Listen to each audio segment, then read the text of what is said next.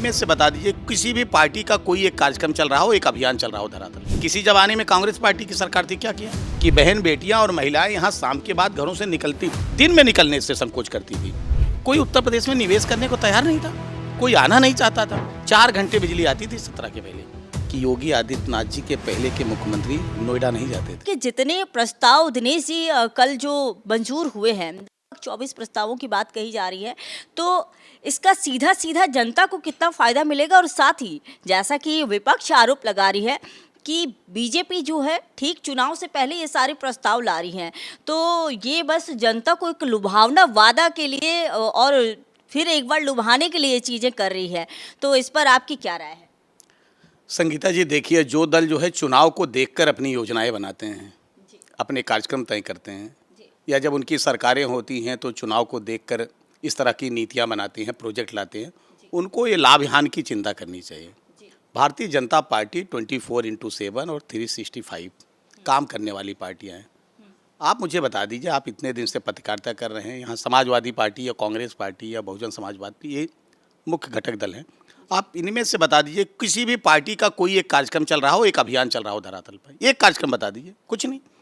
श्रीमान अखिलेश यादव जी 11 बजे सो के उठेंगे तो एक्स पर चले जाएंगे, एक पोस्ट कर देंगे, और शाम को जब सोने को जाना होता है उसके पहले प्रेस पे चले जाते हैं। और एक्सप्रेस की ये राजनीति जो करते हैं, वो जो है उस एक्सप्रेस पर उत्तर प्रदेश की जनता बैठना नहीं चाहती है। भारतीय जनता पार्टी ही वो पार्टी है जो अपने नियमित कार्यक्रम को लेकर हमेशा उत्तर प्रदेश की जनता के बीच में है। जब आप जनता के बीच में होते हैं कि जनता की समस्याओं से अवगत होते हैं और उनको निराकरण करने के लिए काम करते हैं, जो आपका मूल सवाल है कि जो कल की कैबिनेट की बैठक में फैसला लिया, आप जितने भी कैबिनेट में, आज नहीं इसके पहले भी जितने कैबिनेट के बैठक हुए, उसमें उत्तर प्रदेश की जनता को कैसे ज़्यादा से ज़्यादा लाभ मिले, कैसे उत्तर प्रदेश, आज उत्तर प्रदेश क्या स्थिति थी, उत्तर प्रदेश बीमारू राज्य था। आज उत्तर प्रदेश बीमारू राज्य से बाहर निकल के आज उत्तम प्रदेश बना है और देश का सर्वोत्तम प्रदेश बनने की राह में अग्रसर है। इसलिए आज हमारी कैबिनेट ने निर्णय लिया कि हम 60 साल से ऊपर की जो महिलाएं हैं उनको उत्तर प्रदेश परिवहन की बसों में जो है निःशुल्क यात्रा देंगे। आधी आबादी के साथ न्याय करने का काम किसने किया?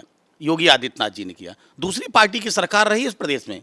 किसी जमाने में कांग्रेस पार्टी की सरकार थी, क्या किया? बहुजन समाजवादी पार्टी की सरकार थी, क्या किया? समाजवादी पार्टी की सरकार थी, क्या किया? आज जब भारतीय जनता पार्टी प्रतिदिन इस काम को कर रही है, जब योगी जी की पहली बार सरकार 17 में ली, पहली कैबिनेट में उत्तर प्रदेश में लॉ एंड ऑर्डर कैसे सुरक्षित हो, उत्तर प्रदेश की बहन बेटियां कैसे सुरक्षित रहें, उत्तर प्रदेश में किसानों का फसली ऋण कैसे माफ हो, मुझे आज भी याद है पहली कैबिनेट। उसके बाद से जितने भी कैबिनेट की बैठकें हुई हैं, निरंतर उत्तर प्रदेश की बेहतरी के लिए काम हो रहा है। और इस कैबिनेट में भी जो इस कैबिनेट में सबसे बड़ा फैसला जो है वो क्या रहा? क्योंकि देखिए कैबिनेट बैठक आप तो बता रहे हैं बहुत सारे रहे, बहुत सारे जितने भी कैबिनेट बैठक थे वो जनता के हित के लिए किया गया, लेकिन कल का अगर हम कल की बात करें तो सबसे बड़ा फैसला क्या रहा? देखिए, सभी फैसले अपने अपने हिसाब से सब अच्छे होते हैं, आप किसी को छोटा बड़ा नहीं कह सकते हैं। अगर हम ये कहें कि महिलाओं को 60 वर्ष के ऊपर की जो महिलाएं हैं वो मुफ्त यात्रा करेंगे, ये बड़ा रहा। या कि हम ये कहें कि नहीं, गंगा एक्सप्रेस जो मेरठ से निकलकर प्रयागराज जाता है उसको हरिद्वार तक ले जाने का प्रस्ताव पास हुआ है, ये हो सकता है। तो जितने भी फैसले हों, या इलेक्ट्रॉनिक बसें खरीदने के फैसले हुए, कोई भी एक फैसला बता दीजिए कि जो फैसला उत्तर प्रदेश के जनहित में ना हो। जितने भी फैसले लिए गए हैं सब उत्तर प्रदेश के जनता के हित में हैं, इसलिए सभी फैसले एक समान हैं। महिला को भी मतलब साधने की कोशिश की गई है, जो महिलाओं को लेकर जिस तरह से जो फैसले लिए गए हैं, ये महिला केंद्रित हम बोल सकते हैं। आधी आबादी है, इनको आप छोड़ देंगे? इनको आप छोड़ के कैसे राजनीति कर सकते हैं? आप आधी आबादी को के लिए आप काम करिए और आबादी के लिए काम न करिए। सबसे बड़ी समस्या उत्तर प्रदेश में संगीता जी यही थी कि बहन बेटियां और महिलाएं यहाँ शाम के बाद घरों से निकलती, दिन में निकलने से संकोच करती थी। अगर वो स्कूल जाती थी तो उनके घर के अभिभावक सोचते थे कि बच्ची सुरक्षित आएगी कि नहीं आएगी। आज उत्तर प्रदेश में, पहले उत्तर प्रदेश में क्या था? समाजवादी पार्टी के शासनकाल में माफिया राज था। समाजवादी पार्टी ने 1 डिस्ट्रिक्ट 1 माफिया पैदा करने का काम किया था। आज उत्तर प्रदेश में योगी आदित्यनाथ जी की सरकार ने 1 डिस्ट्रिक्ट 1 प्रोडक्ट पैदा करने का काम किया। ये फ़र्क है और ये फ़र्क आपको साफ नज़र आता है। कहीं भी किसी प्रदेश के विकास के लिए सबसे ज़्यादा आवश्यक है लॉ एंड ऑर्डर। कोई उत्तर प्रदेश में निवेश करने को तैयार नहीं था, कोई आना नहीं चाहता था। इस उत्तर प्रदेश में आपको पता नहीं, स्मरण है कि नहीं, 4 घंटे बिजली आती थी 17 के पहले। 4 बिजली को लेकर तो अभी भी जब हम गांव में जा रहे हैं तो कहा जा रहा है कि बिजली नहीं है। अभी रिसेंट में ही हम गए थे, आगरा में भी थे और सफाई भी गए, तो वहाँ पर जो जनता भी थी, जनता भी बोल रही थी और बाकी विपक्ष भी आरोप लगा रहे थे कि बिजली की इतनी बड़ी बड़ी बातें बीजेपी करती है लेकिन बिजली सेवा नहीं है। बस जो बातें हैं वो बातों में ही हैं और जो जितने भी योजनाएं हैं वो भी बातों में ही रह जा रही हैं, कागज़ में ही रह जा रहा है। संगीता जी, मैं टीएनपी चैनल के माध्यम से चुनौती देता हूं। कोई भी किसी दल का नेता, कार्यकर्ता उत्तर प्रदेश की जनता आके कहे मैं उत्तर प्रदेश का निवासी हूं, 4 घंटे एक हफ्ते आती थी दिन में, दूसरे हफ्ते रात में आती थी। ट्रांसफार्मर जल जाते थे, महीने भर जो है ट्रांसफार्मर नहीं ठीक होते थे। आज 18 से 24 घंटे बिजली है, 18 से 24 घंटे, न्यूनतम 18 घंटे, अधिकतम 24 घंटे। और जितनी बिजली गोरखपुर में है उतनी बिजली गाजियाबाद में है, जितनी बिजली पीलीभीत में है उतनी प्रतापगढ़ में है, जितनी बाराबंकी में उतनी बरेली में। उस समय एक ज़िले में बिजली आती थी, इटावा में, और दूसरे ज़िले में अगर कहीं आती थी तो रामपुर में। तो ज़िले देखकर, नेता देख के बिजली आने और जाने का काम करते थे। आज कोई बता दे कि योगी आदित्यनाथ जी का ज़िला जो है गोरखपुर है, उसमें ज़्यादा बिजली आती है और लखनऊ में कम आती है। मैं चुनौती दे के कह रहा हूं कि 18 से 24 घंटे की बिजली मुख्यालय में है, तहसील मुख्यालय में 22 घंटे की बिजली है, ग्रामीण क्षेत्र में 18 घंटे की बिजली है। अब इसलिए लोग सवाल उठाते हैं कि अब अगर 1 घंटे की बिजली कटती है तो लोग परेशान हो जाते हैं। ये जो नई पीढ़ी है उन्होंने 17 के पहले का उत्तर प्रदेश देखा नहीं है कि जब 4 घंटे बिजली आती, मोबाइल नहीं चार्ज होता था।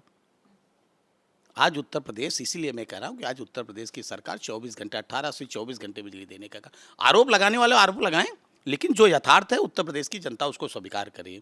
इसलिए उत्तर प्रदेश की जनता भाजपा के साथ जाना चाहती है, योगी आदित्यनाथ जी के साथ। रोजगार को लेकर भी देखिए दिनेश जी सवाल उठ रहे हैं। कहा जा रहा है कि रोजगार नहीं है और रोजगार की वजह से जो अभी की जो युवा पीढ़ी है वो परेशान हो रही है। कह रहे हैं रोजगार है ही नहीं, रोजगार के लिए बीजेपी ने कुछ किया ही नहीं है, कोई विकास के नाम पर पिछले 10 सालों में कुछ हुआ ही नहीं है।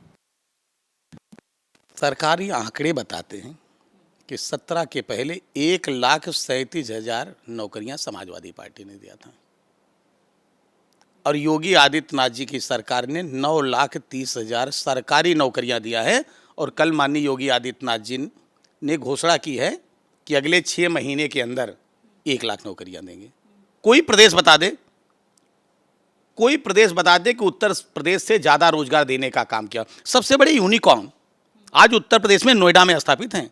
और संगीता जी, आपको जानकर सुखद आश्चर्य होगा कि योगी आदित्यनाथ जी के पहले के मुख्यमंत्री नोएडा नहीं जाते थे। पता है किस लिए?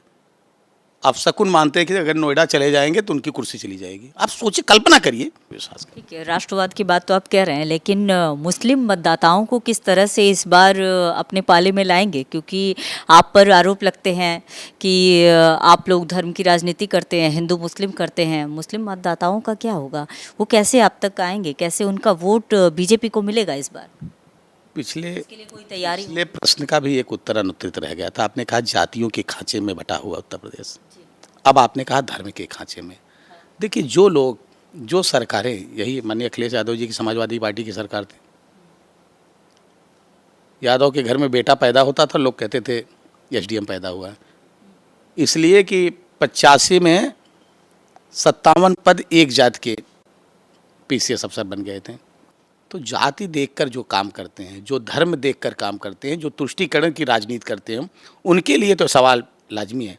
भारतीय जनता पार्टी जाति के आधार पर कोई योजना नहीं बनाती है। नहीं तो मैं चुनौती दे के कहता हूँ कि भारतीय जनता पार्टी की सरकार की ये एक योजना बनाती है जो किसी जाति विशेष के लिए बनी हो। माननीय प्रधानमंत्री मोदी ने जो नारा दिया, सबका साथ, सबका विकास, सबका विश्वास और सबका प्रयास, ये नारा नहीं, आज उस नारे को यथार्थ में, ये हमारा मंत्र है, विकास का मंत्र है, और उस मंत्र के आधार पर भारतीय जनता पार्टी की सरकारें अपनी योजना बनाती हैं, अपनी नीति बनाती है। हमारी नीति में खोट नहीं है। और ये एक योजना बता दीजिए जिस योजना में जाति, धर्म और पंथ और मजहब की बात हो। आप कह रहे हैं अल्पसंख्यक मुस्लिम मतदाता, 14 से लेकर अब तक का इतिहास साक्ष्य है। इसी पश्चिम उत्तर प्रदेश में संगीता जी, भारतीय जनता पार्टी वहाँ जीती है जहाँ मुस्लिम मतदाता जाता है। ये ठेकेदार हैं, ये जालीदार टोपी लगा लेंगे तो उनको समझ में आता है कि मुसलमान इनको वोट दे देंगे। मुसलमान की समस्याओं को एड्रेस अगर किया ना तो भारतीय जनता पार्टी ने किया है। ट्रिपल तलाक जैसे मुद्दे से छुटकारा अगर किसी ने दिलाया तो नरेंद्र मोदी जी की सरकार, भारतीय जनता पार्टी की सरकार दी। आने वाले समय में फिर एक बार जो जनता है, उत्तर प्रदेश की जनता है, वो बीजेपी को ही चुनेगी, क्योंकि यहाँ पर कानून व्यवस्था बिल्कुल के मुकाबले जैसे पहले के दौर में जिस तरह से माफियाओं का राज हुआ करता था, अब जो है माफिया बिल्कुल माफियाओं का राज यहाँ पर नहीं है और कानून व्यवस्था बहुत ही अच्छी है। और साथ ही कई सारे विकास की बातें भी उन्होंने की। विकास को लेकर उनका सीधा सीधा ये कहना है कि विकास भी हुआ है, रोजगार भी हमने दिया है, 9 लाख से ज्यादा जो है रोजगार युवाओं को मिला है, तो रोजगार के मुद्दे पर हमें वोट मिलेगा। तो मेरे साथ आप सुन रहे थे दिनेश प्रताप सिंह जी को, जो कि बीजेपी से प्रवक्ता हैं, मुख्य प्रवक्ता हैं उत्तर प्रदेश के। फिलहाल के लेते हैं देश दुनिया के इन तमाम खबरों के लिए बने रहिए टीएनपी न्यूज़ के साथ। कमलेश के साथ मैं संगीता झा, टीएनपी न्यूज़।